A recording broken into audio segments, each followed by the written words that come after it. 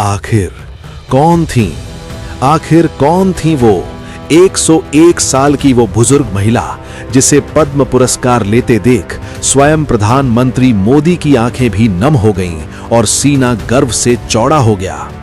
राष्ट्रपति भवन का वो विशाल हॉल जहां देश के बड़े बड़े दिग्गज मौजूद थे, लेकिन जब 101 साल की वो महिला अपने कांपते लेकिन मजबूत कदमों से चलकर अवार्ड लेने आई तो उन्हें देखकर सबकी आंखें फटी की फटी रह गईं। सिर्फ इतना ही नहीं, जब उनका कारनामा बताया गया तो हॉल तालियों की गड़गड़ाहट से गूंज उठा।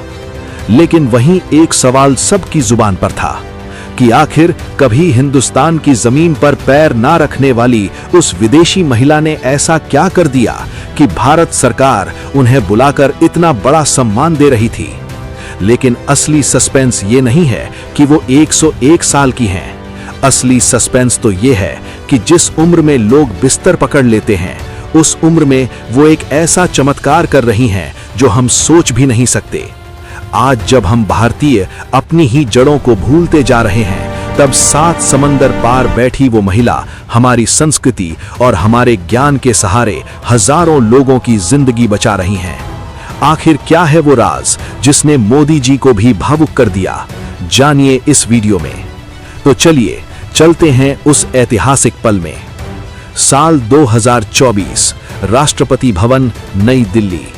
उस विशाल हॉल में सुई गिरने जितनी शांति, पिन ड्रॉप साइलेंस थी। तभी एंकर ने एक नाम पुकारा, शार्लेट चॉपिन, फ्रांस।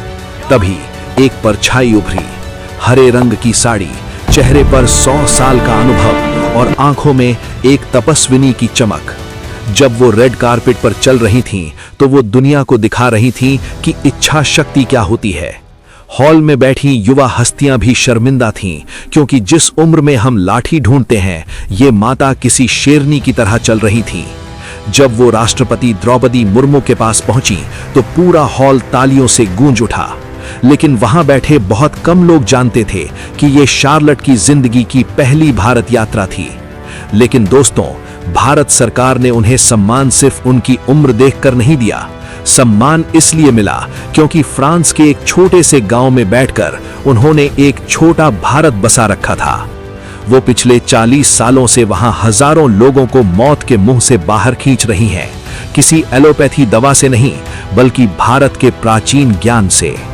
मैं आपको उनकी क्लास की एक सच्ची घटना बताता हूं जो आपको हैरान कर देगी। एक बार उनके पास मारिया नाम की एक महिला आई। डॉक्टरों ने मारिया को जवाब दे दिया था। उन्हें रीढ़ की हड्डी की इतनी भयानक समस्या थी कि उनका चलना फिरना मुश्किल था। डॉक्टरों ने कहा था अब सर्जरी के अलावा कोई रास्ता नहीं और उसमें भी जान का खतरा है। मारिया रोते हुए शार्लेट के पास आई। शार्लेट ने मारिया का हाथ थामकर कहा, डरो मत, भारत के ऋषियों ने हमें एक ऐसी संजीवनी दी है जो हर दर्द को मिटा सकती है। शार्लेट ने मारिया को धीरे धीरे भुजंगासन और प्राणायाम सिखाना शुरू किया। और दोस्तों, चमत्कार देखिए, जिस महिला को डॉक्टरों ने बिस्तर पर रहने को कहा था, 6 महीने बाद वही मारिया अपने पैरों पर दौड़ रही थी। जब मारिया ने शार्लेट का धन्यवाद किया तो शार्लेट ने एक ऐसी बात कही जो आपका दिल जीत लेगी। शार्लेट ने कहा, धन्यवाद मुझे मत दो, धन्यवाद भारत को दो, धन्यवाद भगवान शिव को दो जिन्होंने दुनिया को योग दिया। शार्लेट सिर्फ योग नहीं सिखाती, वो फ्रांस के लोगों को शाकाहारी बनना सिखाती हैं। वो उन्हें हाथ मिलाकर हेलो बोलना नहीं, बल्कि हाथ जोड़कर नमस्ते करना सिखाती हैं। वो गर्व से कहती हैं, मैं शरीर से फ्रेंच हूं, लेकिन मेरी आत्मा भारतीय है। सोचिए, एक विदेशी महिला फ्रांस की गलियों में भारतीय संस्कृति का प्रचार कर रही थी, वो भी बिना किसी स्वार्थ के। लेकिन सवाल यह है कि फ्रांस की ये महिला इस रास्ते पर आई कैसे? ये सब शुरू हुआ 50 साल पहले। शार्लोट बचपन से योगी नहीं थी। वो एक आम फ्रांसीसी महिला थी जो एक ऑफिस में सेक्रेटरी का काम करती थी। जब वो 50 साल की हुई तो उनका शरीर जवाब देने लगा था। कमर में दर्द, जोड़ों में जकड़न और तनाव। डॉक्टर्स ने कहा, अब उम्र हो गई है, आराम करो। लेकिन शार्लोट के एक दोस्त ने उनसे कहा, शार्लोट, तुम भारत की प्राचीन विद्या योग क्यों नहीं अपनाती? शार्लोट पहले हंसी। उन्होंने सोचा, इस उम्र में क्या मैं हाथ पैर मोड़ पाऊंगी? लेकिन दर्द से परेशान होकर उन्होंने एक योग क्लास ज्वाइन कर ली और जैसे ही उन्होंने अपना पहला सूर्य नमस्कार किया, उन्हें लगा जैसे उनके शरीर में एक नई बिजली दौड़ गई है। उन्होंने महसूस किया कि जो सांसें अब तक सिर्फ जिंदा रहने के लिए चल रही थीं, अब वो शरीर को हील कर रही थीं। लोग कहते थे बुढ़ापे में हड्डियां टूट जाएंगी, लेकिन शार्लोट ने दुनिया को गलत साबित कर दिया। उन्होंने कहा, योग हड्डियों का नहीं, सांसों का खेल है।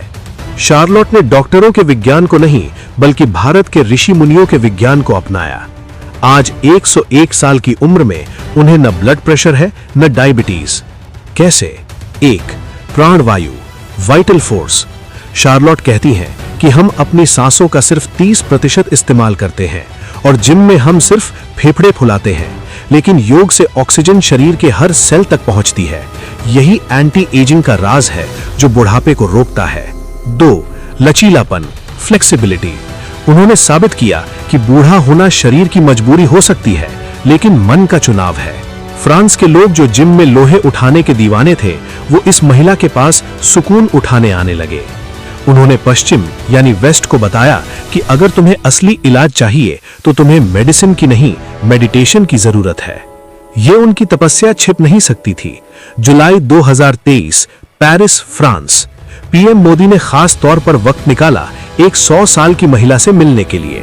जब मोदी जी उनसे मिले तो शार्लोट ने झुककर नमस्ते किया। मोदी जी हैरान थे, 100 साल की उम्र में इतनी ऊर्जा। मोदी जी ने उनसे पूछा, आपकी इस फिटनेस का राज क्या है? शार्लोट ने मुस्कुराते हुए जवाब दिया, योग। उन्होंने कहा, मैं खुद को 100 साल का नहीं मानती, मैं तो बस थोड़ी विंटेज हो गई हूं। योग ने मुझे दोबारा जन्म दिया है।